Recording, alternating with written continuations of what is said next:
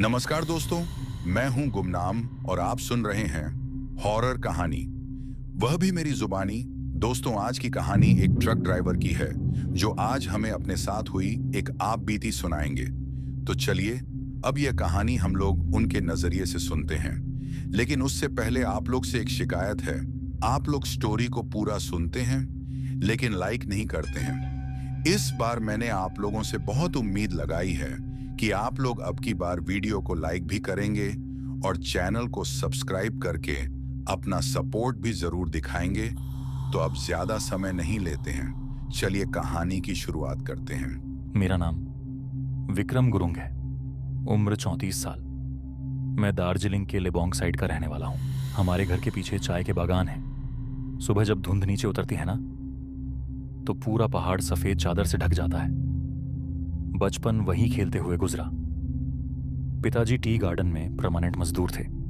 रोज की 300 से 350 रुपए की मजदूरी में घर चलता था। 12वीं के बाद पढ़ाई छोड़नी पड़ी। छोटी बहन की शादी, माँ की दवाई और पुराने कर्ज। तब मैंने सिलीगुड़ी जाकर हेवी व्हीकल का लाइसेंस बनवाया। शुरू में हेल्पर था। टायर चेंज करना, तिरपाल बांधना, एक्सल ग्रीस करना, सब सीखा। आज 10 साल हो गए स्टीयरिंग पकड़े हुए। मैं काम करता हूं शर्मा फ्रेट कैरियर्स में। मालिक का नाम है महेश शर्मा।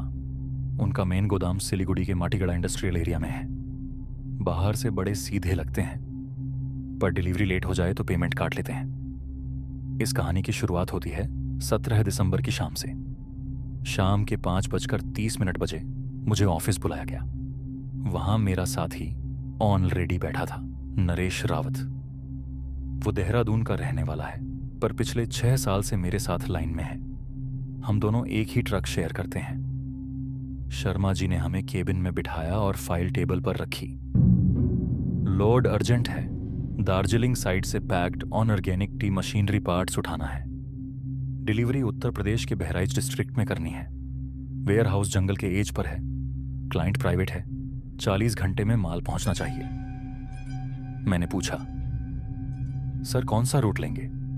उन्होंने सीधा जवाब दिया, सिलीगुड़ी, पूर्णिया, मुजफ्फरपुर, गोरखपुर, लखीमपुर, बहराइच और हाँ, लखीमपुर के बाद जो फॉरेस्ट कॉरिडोर आता है वहीं से जाना।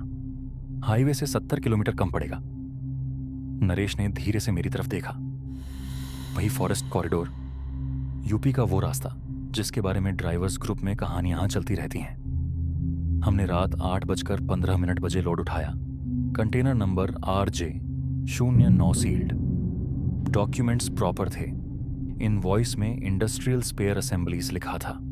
वेट 9.7 टन मेंशन था। शुरू के 22 घंटे बिल्कुल नॉर्मल गए। बिहार क्रॉस किया। टोल स्लिप्स पॉकेट में संभाली। डीजल फिल करवाया। नरेश ड्राइविंग करता रहा, मैं रेस्ट लेता रहा। 18 दिसंबर रात 1:32 AM। लोकेशन लखीमपुर के बाद का जंगल स्ट्रेच जो बहराइच की तरफ जाता है। गूगल मैप का नेटवर्क चला गया। सिर्फ एक सीधा अंधेरा रास्ता। पेड़ दोनों साइड इतने घने कि हेडलाइट्स भी कम लग रही थी। अचानक ट्रक का RPM फ्लक्चुएट करने लगा। इंजन हल्का झटका देने लगा। नरेश बोला, विक्रम भाई लगता है डीजल में हवा आ गई।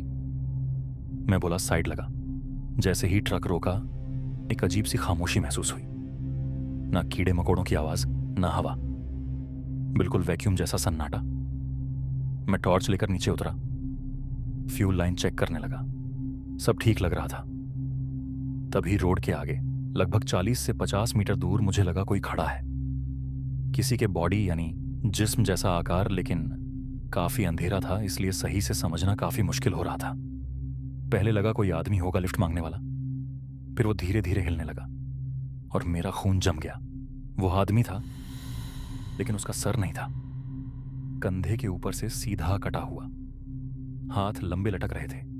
चलने का तरीका अजीब था, जैसे घुटने सही से बेंड नहीं हो रहे। मैं जोर से चिल्लाया, नरेश केबिन लॉक कर। वो भी नीचे उतरकर देखने लगा और उसका रंग उड़ गया। सर कटा जिस्म सीधा हमारी ट्रक की तरफ मुड़ गया। हम दोनों भागकर केबिन में घुसे। इग्निशन टर्न किया। ट्रक स्टार्ट नहीं। दूसरी बार, तीसरी बार, सिर्फ टक टक की आवाज तभी कंटेनर के अंदर से जोर का धड़-धड़ सुनाई दिया, जैसे कोई अंदर से लोहे पर मुक्का मार रहा हो। नरेश का हाथ कांप रहा था। कंटेनर में तो मशीन पार्ट्स हैं। फिर ये आवाज। फिर ड्राइवर साइड विंडो पर किसी ने धीरे से 3 बार नॉक किया। मैं धीरे से पलट कर देखा, लेकिन ट्रक के बाहर कोई भी नहीं था और अंधेरा काफी ज्यादा छाया हुआ था। इसलिए मैं हिम्मत करके टॉर्च मारकर बाहर देखने की कोशिश करता हूं, लेकिन नरेश मेरे हाथ को नीचे कर देता है और मुझे इशारा करके खामोश रहने को कहता है। और तभी चारों तरफ खामोशी और अंधेरा और गहरा हो जाता है और ऐसा लगता है जैसे कुछ भी नहीं हुआ है और सब कुछ शांत है। लेकिन तभी अचानक से दोबारा ट्रक के दरवाजे से खटखटाने की आवाज आती है और इस बार नरेश जैसे ही दरवाजे की तरफ देखता है तो एक कटा हुआ सर उसे जमीन पे रखा हुआ नजर आता है और अचानक से वो जोर जोर से हंसने लगता है, जिससे देखकर हम दोनों की हाल ऐसी हो जाती है जैसे हम दोनों अब यहीं पे बेहोश हो जाएंगे।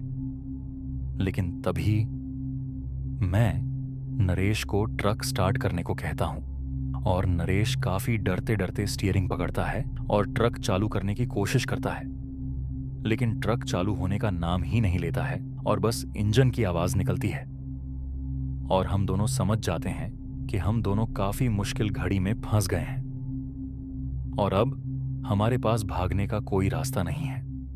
और डरते डरते हम दोनों जैसे ही ट्रक के बाहर देखते हैं तो इस बार दोबारा चारों तरफ सिर्फ अंधेरा छाया हुआ होता है और सब कुछ शांत और चारों तरफ फिर से वही खामोशी। ऐसा लग रहा था जैसे कुछ भी नहीं हुआ हो और हम दोनों को वहम हुआ हो। लेकिन तभी नरेश कहता है, अरे भाई विक्रम, हम दोनों को जल्दी निकलना होगा यहां से, वरना हमारे साथ कुछ बुरा घटना भी हो सकता है। इसलिए नरेश 10 मिनट तक कंटिन्यूअसली ट्रक स्टार्ट करने की कोशिश में लगा रहता है और बार बार कोशिश करने के बाद भी ट्रक स्टार्ट नहीं होता है। इसलिए इस बार नरेश भी हार मान लेता है और कहता है, भाई विक्रम, अब हमें कोई रास्ता निकालना पड़ेगा और जल्दी से जल्दी इस जंगल से निकलना होगा, वरना हमारी ये आखिरी सफर और रात भी हो सकती है।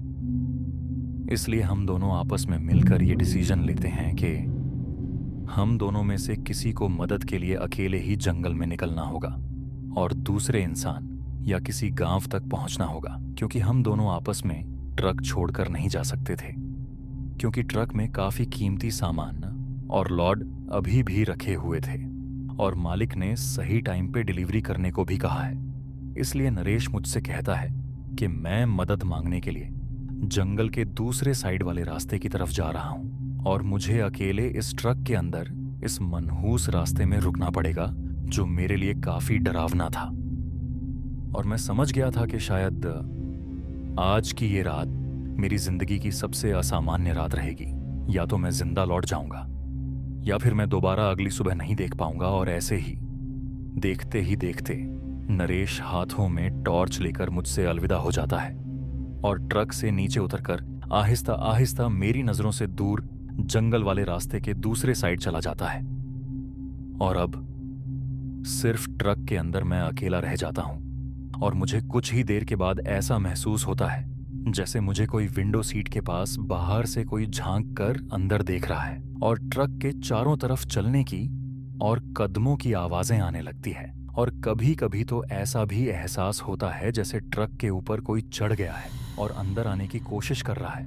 लेकिन सबसे ज्यादा डर मुझे तब लगता है जब मेरी नजर ट्रक के साइड मिरर पे पड़ती है और साइड मिरर में मुझे एक काली परछाई गुजरते हुए नजर आती है। लेकिन मैं जैसे ही साइड मिरर से नजरें हटाता हूं तभी ऐसा लगता है जैसे कोई सर मुझे घूर रहा है।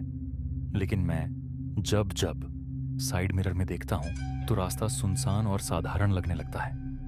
इसीलिए मैं हाथ से ज्यादा घबरा जाता हूं और डर के कारण अंदर ही अंदर सोचने लगता हूं कि अब मैं यहां से जिंदा नहीं जा पाऊंगा। तभी अचानक से ट्रक के दरवाजे के फिर से खटखट जैसी आवाज आती है। ऐसा लगता है जैसे कोई दरवाजा खटखटा रहा है। लेकिन जब मैं बाहर देखता हूं तो बाहर कोई भी नहीं होता है और ऐसा काफी समय तक चलने लगता है। इसीलिए मैं डर कर ट्रक के फ्रंट ग्लास और विंडो सीट वाले ग्लासेस को पर्दों और कर्टेन्स से घेर देता हूं और अब मुझे बाहर का कुछ भी नजर नहीं आता है और ना ही अब मुझे बाहर से कोई अंदर की तरफ देख सकता था। लेकिन पता नहीं क्यों फिर भी मुझे बेचैनी जैसी लग रही थी और ऐसा लग रहा था जैसे कुछ बुरा होने वाला है। तभी अचानक से किसी जानवर की गुर्राने जैसी आवाज ट्रक के बाहर से आने लगती है। लेकिन मैं खामोशी से ट्रक के सीट पे लेटकर डरते डरते उस आवाज को इग्नोर करने की कोशिश कर रहा था। लेकिन धीरे धीरे वो आवाज ट्रक के नजदीक आ गई और इतने नजदीक आ गए कि ऐसा लगने लगा जैसे वो मेरे सर के पीछे ट्रक के बाहर ही आ गया है। और गुर्राने की आवाज तेज हो गई थी और तभी ट्रक के गेट का लॉक कोई बाहर से खोलने की कोशिश करने लगा। इसलिए ट्रक के लॉक का हैंडल हिल रहा था, लेकिन लॉक मैंने अच्छे से अंदर से बंद कर दिया था, इसलिए दरवाजा नहीं खुल रहा था। तभी मेरे दिमाग में एक सोच आती है और मैं सोचता हूं शायद नरेश होगा और मैं दरवाजा खोलने वाला होता हूं। लेकिन मैं रुक जाता हूं और मैं यही सोचता हूं कि अगर नरेश होता तो आवाज देता, लेकिन ये तो कोई आवाज नहीं दे रहा है और इतनी जल्दी नरेश आ जाएगा, ये नहीं हो सकता। तभी अचानक से धम धम दरवाजा बाहर से कोई पीटने लगता है और अब मुझे कुछ समझ नहीं आता है कि क्या करना सही रहेगा। इसलिए मैं डरते हुए अपने फोन को निकालकर नरेश को कॉल करने लगता हूं, लेकिन सिग्नल सही से ना होने के कारण कॉल नहीं लग पाता है और मैं अकेला इस मुश्किल घड़ी में फंस जाता हूं। और तभी नरेश की आवाज आती है और वो कहता है, विक्रम दरवाजा खोल भाई, क्या कर रहा है? मैं तो तेरा दोस्त नरेश हूं, लेकिन मैं काफी डर चुका था, इसलिए 10 मिनट तक दरवाजा नहीं खोलता हूं। तभी नरेश की चीख सुनाई देती है और उसके बाद चारों तरफ खामोशी दोबारा से छा जाती है और मुझे लगता है शायद मैंने दरवाजा न खोलकर गलती कर दी है, क्योंकि कहीं असली में तब से नरेश तो दरवाजा नहीं खटखटा रहा था और कहीं उस पे किसी जानवर ने या उस चीज ने हमला तो नहीं कर दिया। इसलिए मैं चेक करने के लिए जैसे ही खिड़की के पर्दा को हटाता हूं तो बाहर अंधेरे में कोई भी नहीं होता है। लेकिन अचानक से एक जली हुई अजीब सी डरावनी हाथ खिड़की के शीशे पे आकर पड़ती है, जिसके लंबे लंबे नाखून होते हैं और वो मेरा गला पकड़ने की कोशिश कर रहा था। लेकिन मैं ट्रक के अंदर बैठा हुआ था, इसलिए मैं सेफ था। तभी मैं पर्दा दोबारा घेर लेता हूं और चुपचाप से वापस सीट में लेट जाता हूं। और अब मैं क्लियरली समझ चुका था कि यहां कोई तो ऐसी चीज है जो मेरी जान लेने में तुली हुई है। लेकिन मेरे दिमाग में अब एक ही सोच घूम रहा था कि नरेश कहाँ होगा और मुझे उसकी फिक्र सता रही थी और मैं काफी डर चुका था और डर से थरथरा रहा था। अब मुझे कुछ समझ नहीं आ रहा था कि नरेश जब आएगा और मुझे कितना इंतजार करना पड़ेगा। उतने में अचानक से मेरे फोन में रिंग होने लगती है और मैं जब देखता हूं तो फोन का सिग्नल पूरा उड़ा हुआ था। फिर भी कॉल आ रहा था और नंबर अननोन था।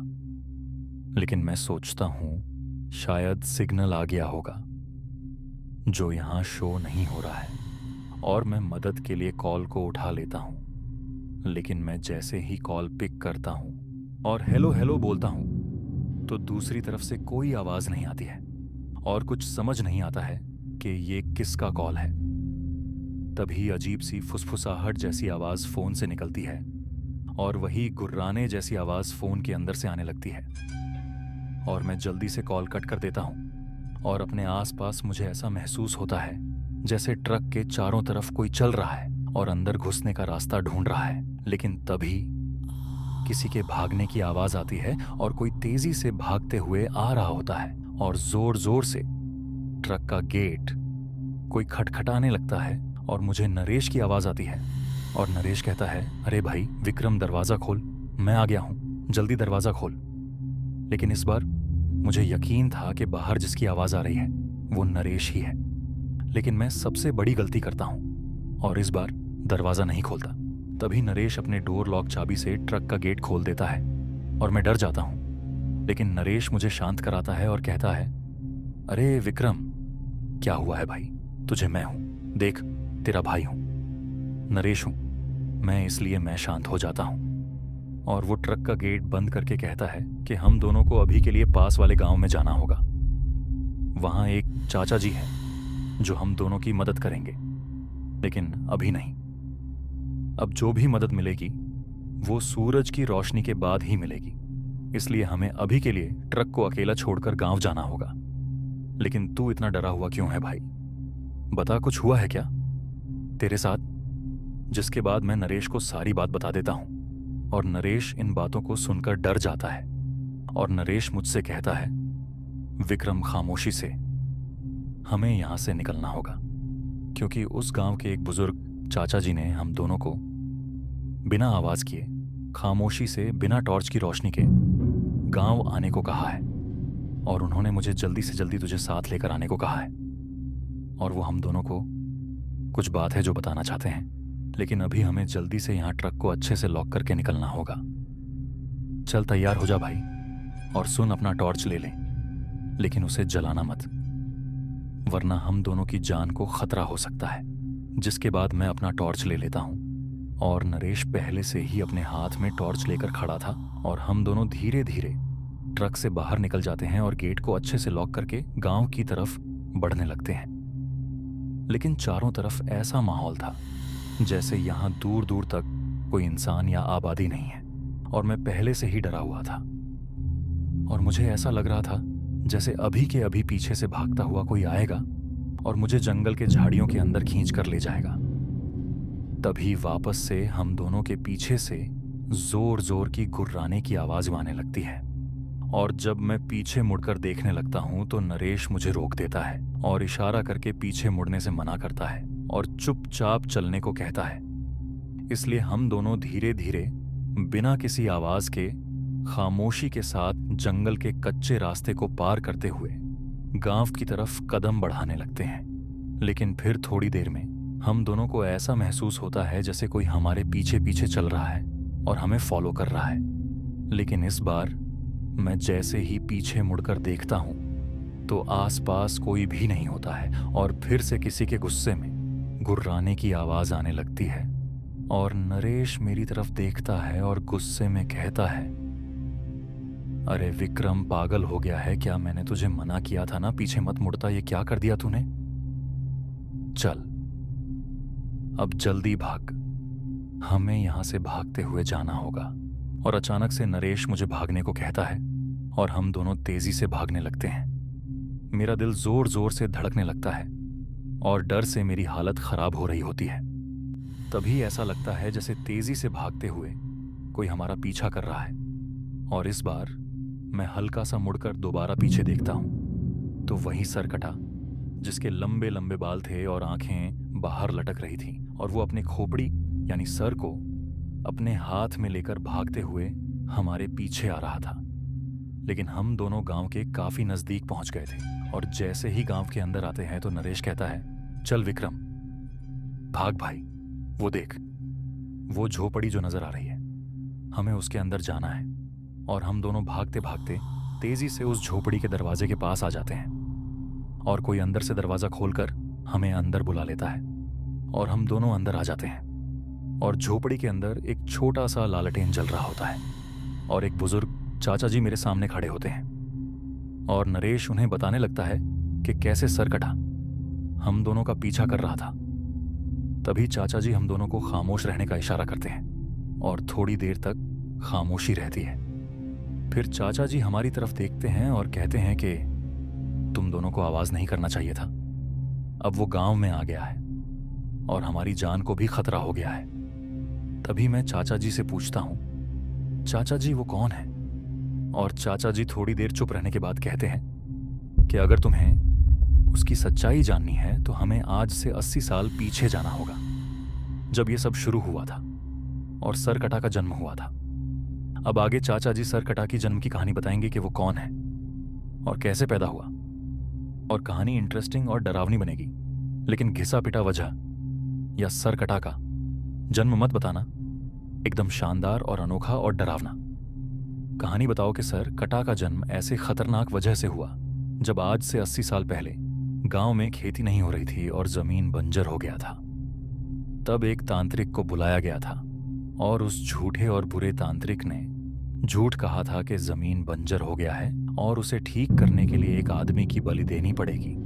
उसके सर को काटकर जमीन में गाड़ना होगा और गांव के सरपंच ये सब अंधविश्वास पे भरोसा नहीं करते थे। लेकिन गांव के अनपढ़ और अंधविश्वासी लोगों ने उस तांत्रिक पे भरोसा करके रात के अंधेरे में गांव के एक गरीब आदमी, जिसका नाम भोला था, जो दिमाग से थोड़ा कमजोर था लेकिन दिल का काफी साफ, उसे गांव के कुछ बुरे लोगों ने पकड़कर खामोशी से रात के अंधेरे में सर काटकर तांत्रिक के साथ उसे जमीन में गाड़ दिया। और तब से लेकर आज तक गांव में लोग हर रोज मर रहे हैं और गांव से जो भी छोड़कर जाना चाहता है उसको भी बुरे तरीके से मौत हो जाती है। और सरकटा का आतंक तब से आज तक फैल गया है और सरकटा हर रोज शिकार कर रहा है। झोपड़ी के अंदर मिट्टी की दीवार पर लालटेन की लाल रोशनी हिल रही थी। बाहर से हवा की सर आवाज आ रही थी, लेकिन उसमें भी डर घुला हुआ था। बूढ़े चाचा जी का चेहरा सिकुड़ चुका था, आंखें ढंसी हुई, लेकिन उनमें एक अजीब सा सच छुपा हुआ था। उन्होंने धीरे से कहा, तुम दोनों ने पीछे मुड़कर देखा ना, इसलिए वो तुम्हारा पीछा करते करते गांव तक आ गया।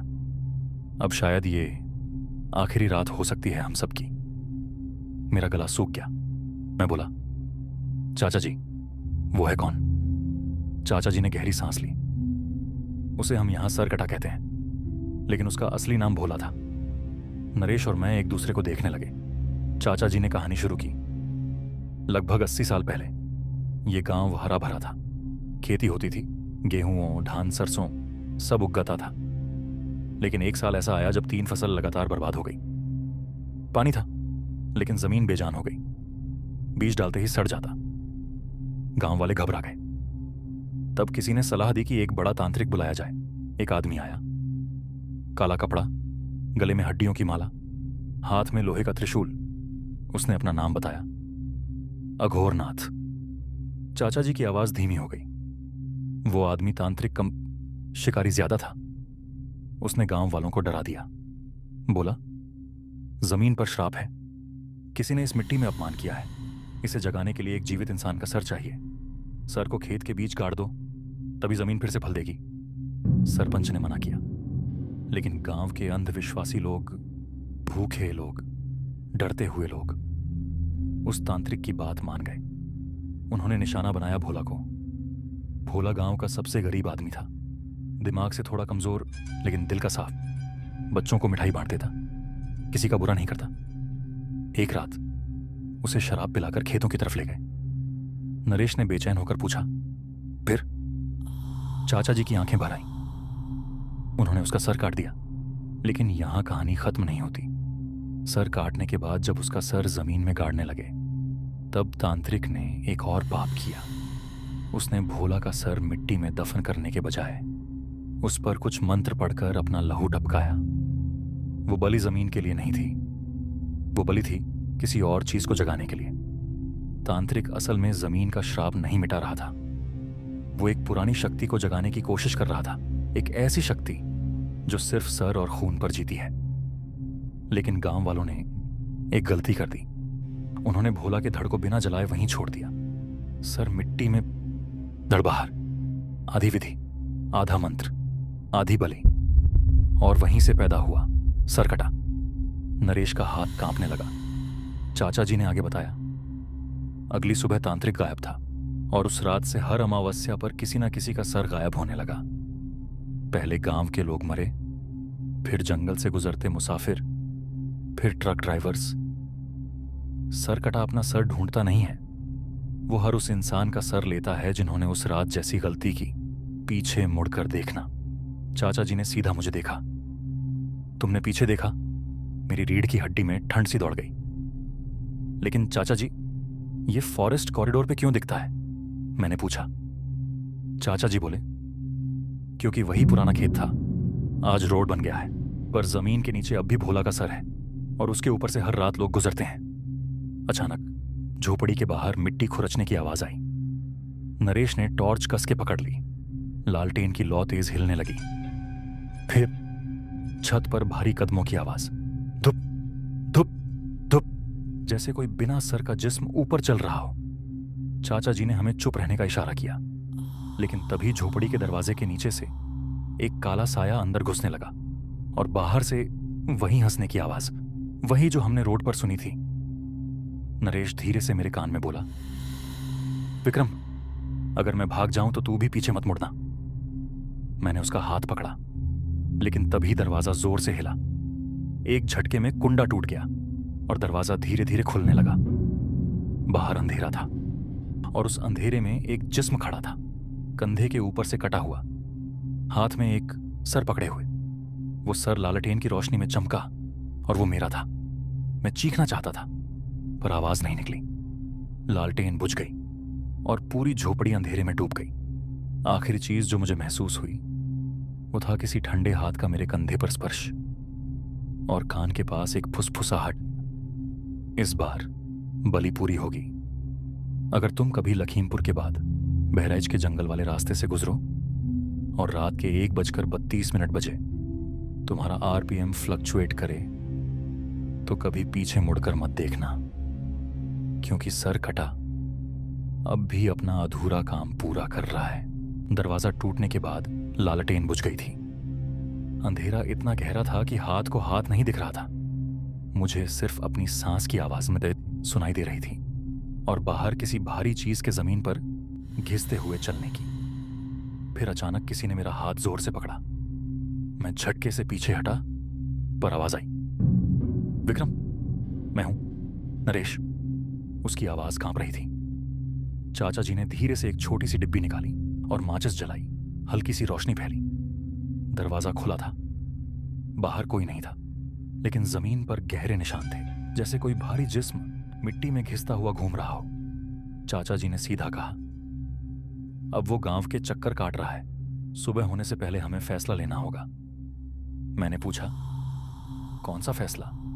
चाचा जी ने आंखों में आंखें डालकर कहा, भोला का सर निकालना होगा, उसका अंतिम संस्कार करना होगा, तभी श्राप टूटेगा। मेरे पैर के नीचे से जमीन खिसक गई। मतलब हमें वापस उस रोड पर जाना होगा। रोड नहीं, उसके नीचे जहां पुराना खेत था। नरेश ने थूक निकला, चाचा जी, अगर वो मिल गया तो? चाचा जी का जवाब सीधा था, तब या तो तुम लोग मरोगे या वो मुक्ति पाएगा। रात के 2:25 बज रहे थे। हम तीनों बिना टॉर्च जलाए चल रहे थे। सिर्फ आधी धुंधली चांदनी थी। चाचा जी रास्ते को पहचान रहे थे। 20 मिनट चलने के बाद हम उसी जगह पहुंचे जहां ट्रक खड़ा था। मेरा दिल रुक गया। ट्रक का रियर डोर आधा खुला था। कंटेनर का सील टूट चुका था। अंदर अंधेरा। नरेश ने धीरे से टॉर्च जलाई। अंदर कोई क्रेट नहीं था, खाली।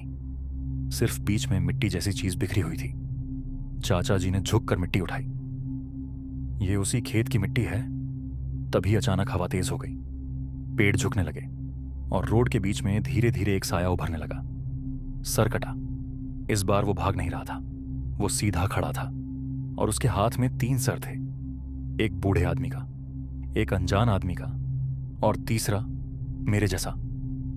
मेरा दिमाग सुन्ना हो गया। चाचा जी चिल्लाए, जहां आरपीएम फ्लक्चुएट हुआ था वही खोदो। मैं और नरेश तुरंत ट्रक के टूल बॉक्स से फावड़ा निकालकर रोड के किनारे मिट्टी खोदने लगे। सरकटा धीरे धीरे हमारी तरफ बढ़ रहा था। उसके पैर जमीन को छू नहीं रहे थे। वो हल्की सी हवा में तैर रहा था। हर कदम पर जमीन का रंग काला पड़ रहा था। मिट्टी खोदते खोदते लगभग 3 फुट नीचे कुछ सख्त लगा। नरेश ने जोर लगाया। एक पुरानी कपड़े में लिपटी चीज बाहर निकली। कपड़ा हटते ही एक सूखा हुआ इंसानी खोपड़ी। आंखों के खोखले गड्ढे सीधा मुझे देख रहे थे। चाचा जी ने तुरंत गंगा जल निकाला। इसका अंतिम संस्कार करो जल्दी। लेकिन तभी हवा का एक जोर का झोंका आया और नरेश जमीन पर गिर गया। सरकटा बिल्कुल मेरे सामने था। उसका कंधा मेरे से सिर्फ 2 फुट दूर और उसने अपने हाथ का एक सर मेरे चेहरे के बिल्कुल पास ला दिया। वो सर आंख झपका रहा था और धीरे से बोला, अधूरा। मैंने डर के बावजूद भोला की खोपड़ी उठाई। नरेश ने माचिस जलाई। चाचा जी मंत्र पढ़ने लगे, लेकिन इस बार सच्चा मंत्र। आग धीरे धीरे खोपड़ी को छू गई। सर कटा जोर से हिलने लगा। उसका जिस्म थरथराने लगा। उसके हाथ में पकड़े हुए सर एक एक करके जमीन पर गिरने लगे और राख बनने लगे। हवा में एक तेज चीख गूंज उठी। ऐसी चीख जो इंसान की नहीं थी, ऐसी जो सीधा सीने के अंदर तक चुभे। मैं आंख बंद करके खड़ा रहा। 5 सेकंड, 10 सेकंड, फिर सब शांत। हवा रुक गई। पेड़ सीधे हो गए और मेरे सामने कोई नहीं था। सिर्फ मिट्टी में जलती हुई खोपड़ी की राख। चाचा जी ने धीरे से कहा, शायद श्राप टूट गया। नरेश ने गहरी सांस ली। मैं पीछे मुड़कर ट्रक की तरफ देखने लगा। ट्रक बिल्कुल नॉर्मल, आरपीएम स्टेबल। इंजन एक बार में स्टार्ट हो गया। सुबह होने लगी थी। हम तीनों ने एक दूसरे को देखा, लेकिन जैसे ही मैं केबिन में बैठा, मेरी नजर रियर व्यू मिरर पर पड़ी। मिरर में सिर्फ मैं था, लेकिन एक पल के लिए मुझे लगा मेरे कंधे के पीछे कोई खड़ा है, सर के बिना। फिर सब नॉर्मल। 3 दिन बाद हमने डिलीवरी कैंसिल कर दी। शर्मा जी ने केस को दबा दिया। गांव में उस रात के बाद कोई मौत नहीं हुई, लेकिन कभी कभी रात के 1:45 बजे जब मैं हाईवे पर होता हूं, मेरा ट्रक का आरपीएम 1 सेकंड के लिए हल्का सा हिलता है और मुझे लगता है किसी ने मेरे कान के पास फुसफुसाया, बलि पूरी हुई, पर कर्ज अभी बाकी है। अंतिम संस्कार के बाद 3 दिन तक सब नॉर्मल रहा। विक्रम ने खुद को समझाया, सब खत्म हो गया। ट्रक वर्कशॉप में था। नरेश घर चला गया था। पुलिस ने केस क्लोज कर दिया, एक्सीडेंटल डेथ। लेकिन चौथी रात 1:32 AM, बिल्कुल वही टाइम विक्रम की आंख खुली। रूम में अंधेरा था, पंखा घूम रहा था, फोन साइड टेबल पर रखा था, और तब फोन वाइब्रेट हुआ। स्क्रीन पर लिखा था अननोन नंबर। विक्रम ने पहले इग्नोर किया, फिर दोबारा रिंग, फिर तीसरी बार उसने कॉल रिसीव किया। हेलो। 2 सेकंड खामोशी, फिर हल्की सी हवा जैसी आवाज और एक धीमी फुसफुसी सी खराश भरी आवाज। विक्रम। Call cut. उसका गला सूख गया। वह तुरंत कॉल लॉग चेक करता है। कुछ नहीं, कोई इनकमिंग कॉल नहीं, जैसे फोन कभी बजा ही नहीं। अगली सुबह उसने नरेश को बताया। नरेश पहले हंसा, फिर जब विक्रम ने टाइम बताया 1:32, उसका चेहरा हल्का सा सफेद पड़ गया। भाई, कल रात मुझे भी 1:32 पर आंख खुली थी। दोनों चुप। अगली रात विक्रम ने डिसाइड किया कि वह जागता रहेगा। 1:28 AM, 1:29, 1:30। उसका दिल तेज धड़क रहा था। 1:31, पंखा रुक गया।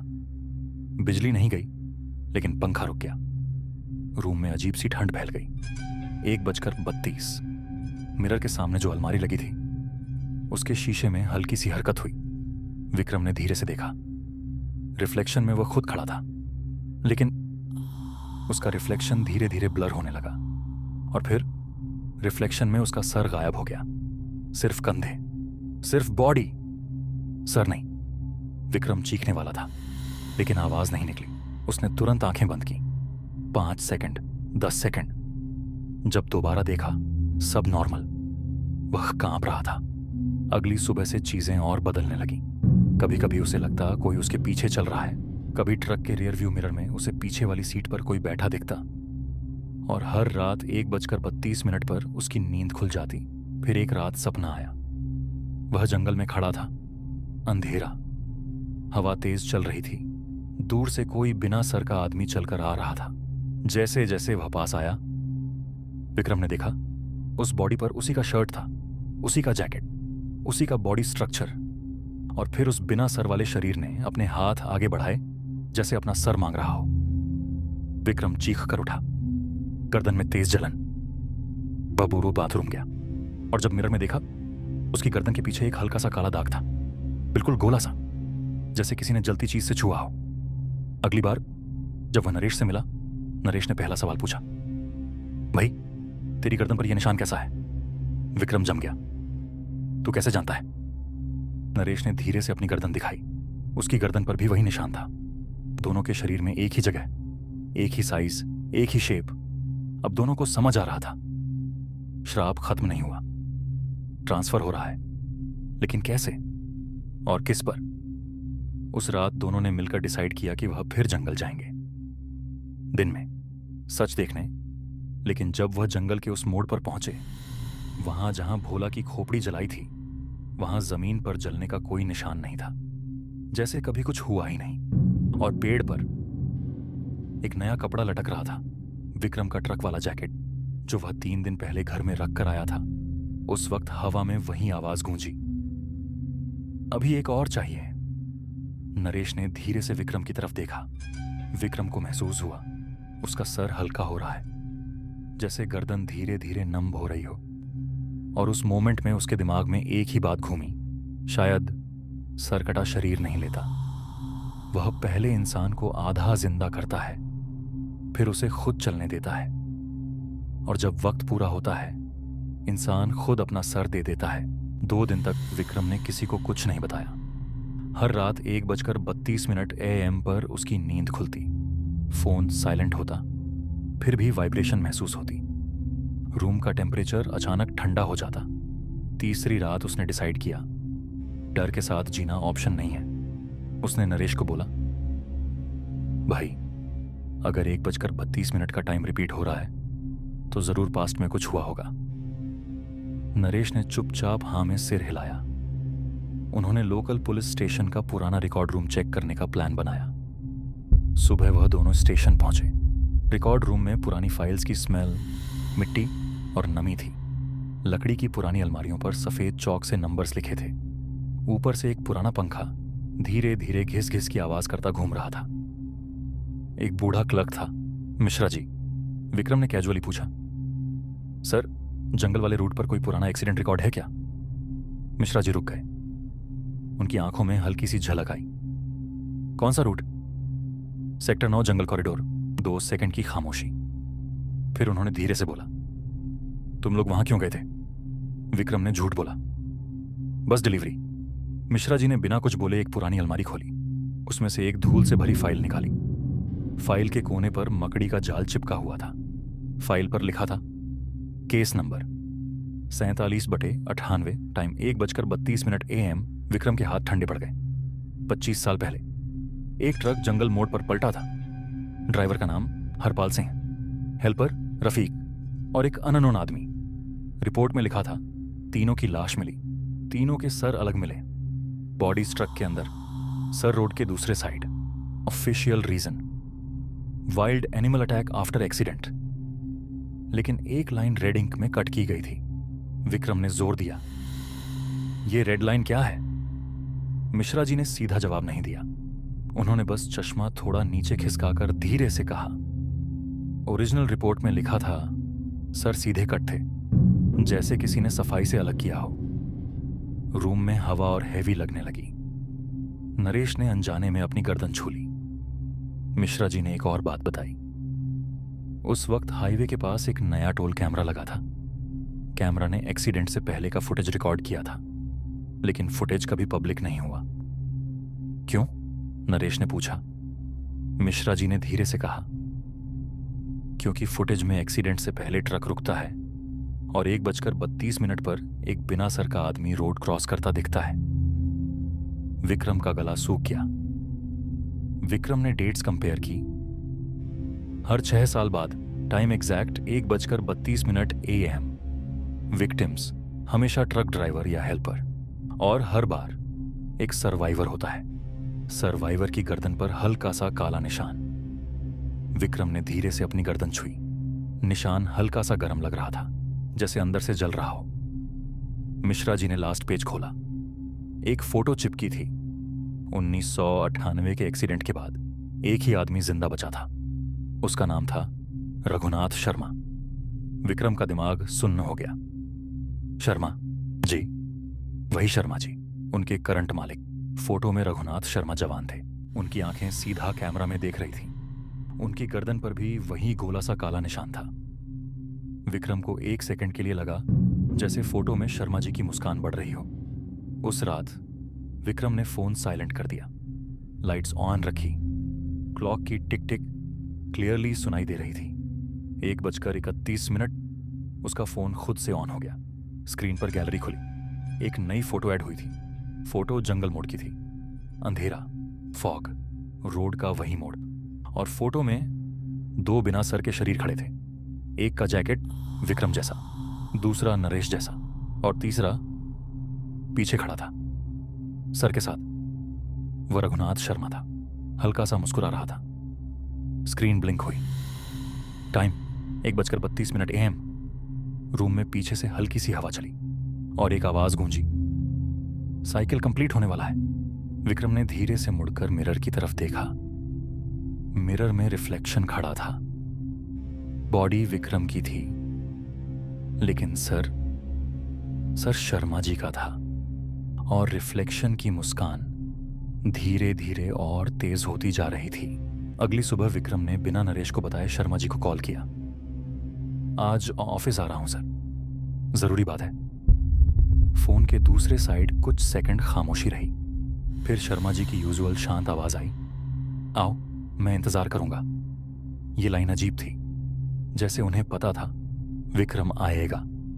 ऑफिस शहर के इंडस्ट्रियल एरिया में था। ऊपर से नॉर्मल लॉजिस्टिक्स कंपनी, नीचे ट्रक्स खड़े, ड्राइवर्स चाय पी रहे थे, सब रूटीन जैसा। लेकिन आज विक्रम को सब आर्टिफिशियल लग रहा था। रिसेप्शन पर बैठी लड़की ने सीधा बोला, सर बेसमेंट में वेट कर रहे हैं। बेसमेंट? जी। नरेश ने धीरे से विक्रम की तरफ देखा। दोनों सीढ़ियां उतरने लगे। हर स्टेप पर हवा ठंडी होती जा रही थी। नीचे एक लंबा कॉरिडोर था, कंक्रीट की दीवारें, ट्यूबलाइट की सफेद रोशनी और एंड में एक आयरन डोर आधा खुला था। अंदर शर्मा जी खड़े थे, बिल्कुल शांत, बिल्कुल नॉर्मल, जैसे कुछ हुआ ही नहीं। तुम दोनों को आना ही था, उन्होंने हल्का सा मुस्कुराते हुए कहा। रूम में जैसे ही विक्रम घुसा, उसका खून जम गया। दीवारों पर फ्रेम्ड फोटोज लगी थी, ट्रक एक्सीडेंट्स। हर फोटो के नीचे डेट और टाइम लिखा था, 1998, 1:32 AM 2004, 1:32 AM 2010, 1:32 AM 2016, 1:32 AM 2022, 1:32 AM। और सबसे नीचे एक खाली फ्रेम लगा था। नीचे सिर्फ एक प्लेट चिपकी थी, 2028, 1:32 AM। विक्रम का गला सूख गया। ये सब क्या है? नरेश ने गुस्से में पूछा। शर्मा जी धीरे से टेबल के पास गए, एक पुरानी डायरी उठाई। ये श्राप है, उन्होंने सीधा कहा, और मैं इसे चलाता नहीं, रोकता हूं। विक्रम चिल्लाया, रोकते हो? हर 6 साल में एक्सीडेंट होता है। शर्मा जी ने डायरी खोली। अंदर हैंड रिटन एंट्रीज थी। 1998, मैं ट्रक में था, जंगल मोड़ पर वह खड़ा था, बिना सर के। एक्सीडेंट हुआ, 3 मरे, मैं बचा। उन्होंने अपनी कॉलर हल्का सा नीचे की। उनकी गर्दन पर वही गोला सा काला निशान था। उस रात मुझे समझ आ गया था, यह शक्ति हर 6 साल में एक कैरियर चूज करती है। अगर कैरियर सरवाइव करे तो साइकिल कंट्रोल में रहता है, अगर कैरियर मर जाए तो श्राप फ्री हो जाता है। रूम में खामोशी छा गई। कैरियर? विक्रम ने धीरे से पूछा। जो निशान वाला होता है, शर्मा जी ने सीधा जवाब दिया। उसकी बॉडी यूज होती है, उसके जरिए एक्सीडेंट होता है, उसके जरिए सर अलग होते हैं। लेकिन अगर कैरियर जिंदा रहे तो वह अगले को चूज कर सकता है। नरेश ने एक कदम पीछे लिया। मतलब आप हर 6 साल किसी को जंगल रूट पे भेजते हो? शर्मा जी ने आंखें बंद कर लीं। मैं चूज नहीं करता, निशान करता है। मुझे बस इंश्योर करना होता है कि एक इंसान बचे। विक्रम को अचानक याद आया, हर एक्सीडेंट में एक सर्वाइवर। इस बार विक्रम की आवाज हिल रही थी। शर्मा जी ने सीधा उसकी तरफ देखा। इस बार निशान तुम पर एक्टिवेट हुआ है। रूम का टेम्परेचर गिर गया। विक्रम को महसूस हुआ जैसे गर्दन का निशान जलने लगा हो। इसका मतलब? नरेश ने पूछा। शर्मा जी धीरे से बोले, इस बार तुम कैरियर हो। अगर तुम 1:32 वाली रात सरवाइव कर गए तो साइकिल तुम्हारे कंट्रोल में होगा। या, विक्रम ने मुश्किल से कहा, या फिर श्राप फ्री हो जाएगा और फिर 6 साल का इंतजार नहीं करेगा। अचानक बेसमेंट की ट्यूब लाइट फ्लिकर होने लगी। 1 सेकंड के लिए पूरा रूम अंधेरा हो गया और अंधेरे में दीवार पर लगी फोटोज हिलती हुई दिखी, जैसे उनके अंदर के लोग जिंदा हों। लाइट वापस आई। खाली फ्रेम में अब एक फोटो लगी थी, फ्रेश, आज की डेट। फोटो में विक्रम और नरेश खड़े थे और उनके पीछे शर्मा जी नहीं, एक बिना सर का शरीर खड़ा था जो धीरे धीरे शर्मा जी के जैसा शेप ले रहा था। विक्रम ने धीरे से शर्मा जी की तरफ देखा।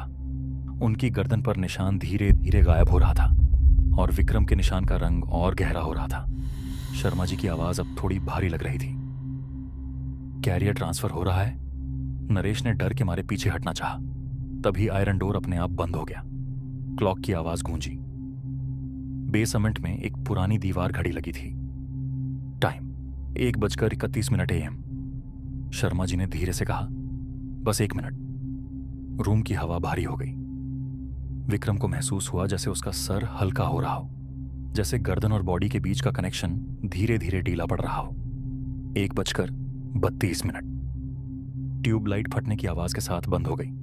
अंधेरा, और उस अंधेरे में एक ही आवाज गूंजी, कैरियर चूज हो चुका है। जब लाइट वापस आई, शर्मा जी जमीन पर गिरे हुए थे, जिंदा, सांस चल रही थी, उनकी गर्दन साफ थी, कोई निशान नहीं।